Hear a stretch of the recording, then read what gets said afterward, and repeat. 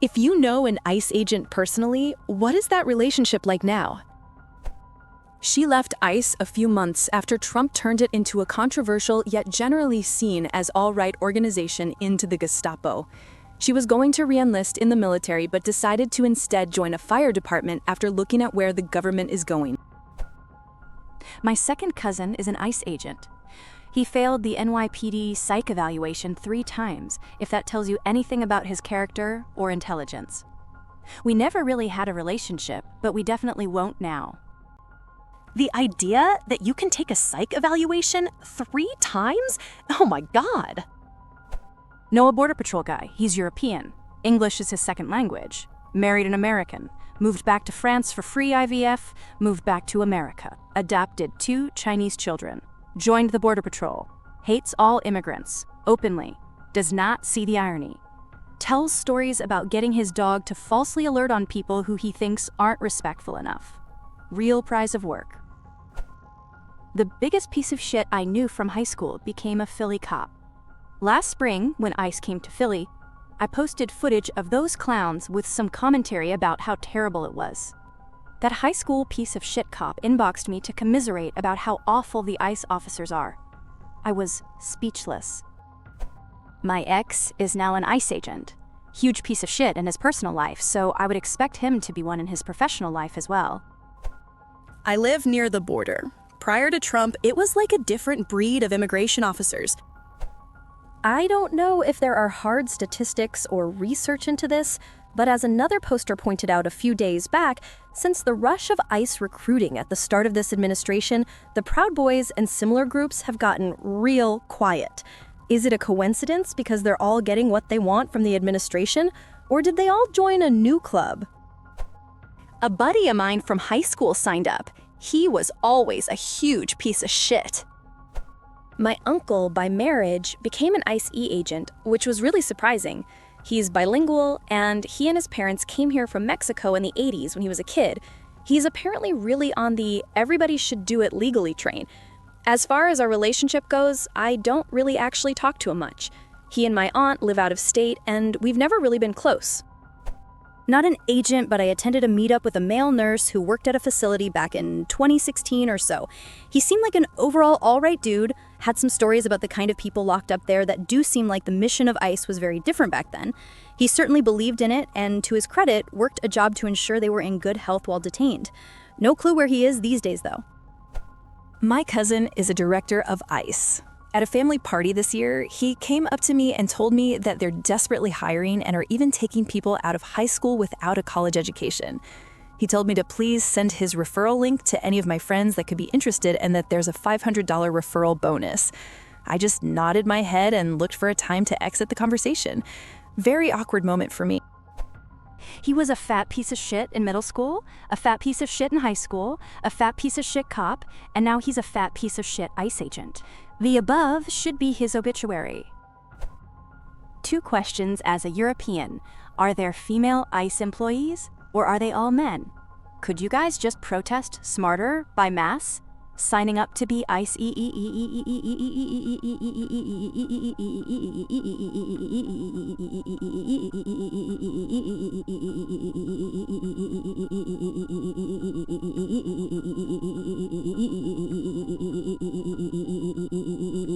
USCs.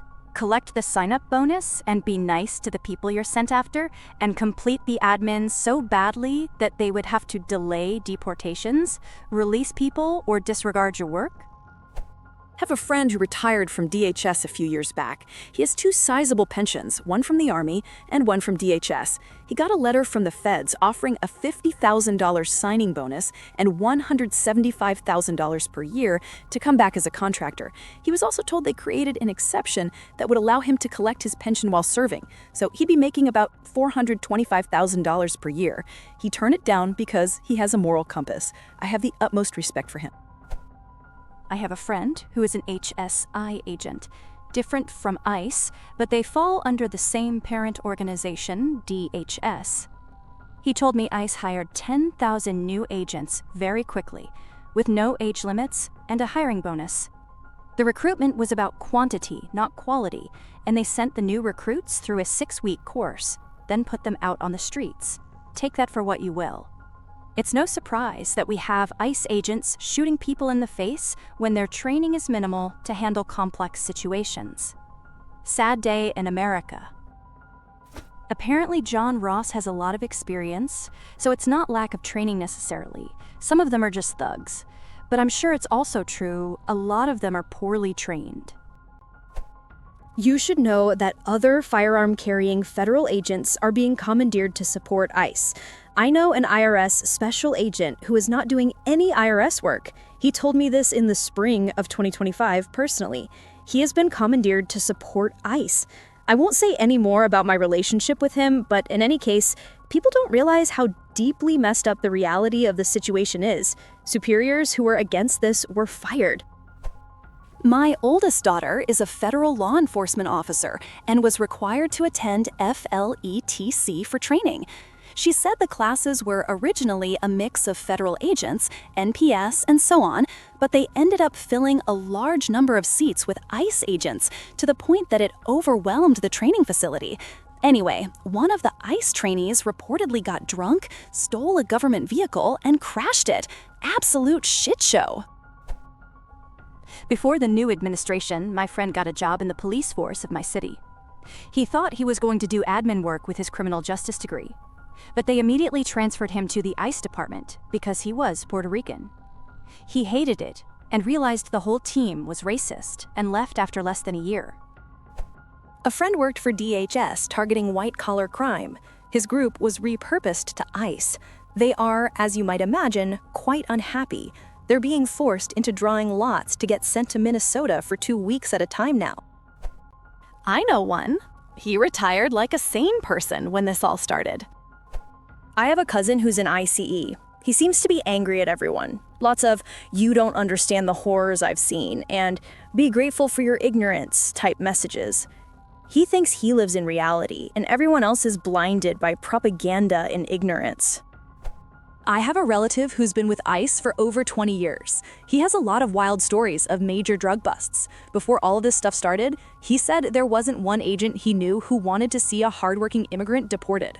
They focused on major smuggling cases. He's up for retirement soon. He's a great guy. He and his wife regularly travel to South American countries, working with an organization that provides free medical care to those in need. I was a dispatcher for years. I retired at the end of the pandemic.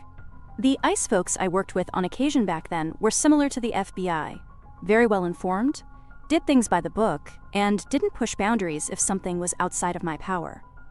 The people I used to dispatch with now say they are an absolute menace and feel like they can boss around everyone. They threaten lawsuits and administrative action if they aren't given what they want. They're bullies with badges. Also, I feel it's important for the word to get out that sex worker demand absolutely swells in areas where ICE is active. They're buying time with prostitutes at an insane rate.